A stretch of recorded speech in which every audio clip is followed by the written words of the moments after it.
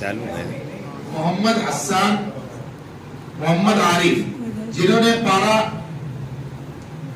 18 था 20 पारा यानी 3 पारों का इम्तिहान दिया और कुल नंबर 100 में से इन तालिबे इल्म ने 89 नंबर हासिल किए, अव्वल नंबर की पोजीशन हासिल कामयाब हुए। इनको इनाम के अंदर एक टिफिन बॉक्स उम्दा क्वालिटी का दिया जा रहा है, वो आए और सदर मसूद से अपना इनाम हासिल करें। मोहम्मद हसन, मोहम्मद आरिफ, मुफ्ती आसिफ साहब के हाथों से अपना इनाम हासिल करेंगे। अगर सरपरस्त मौजूद हो तो तालिबे इल्म के साथ तशरीफ ले आए। दूसरा इनाम हासिल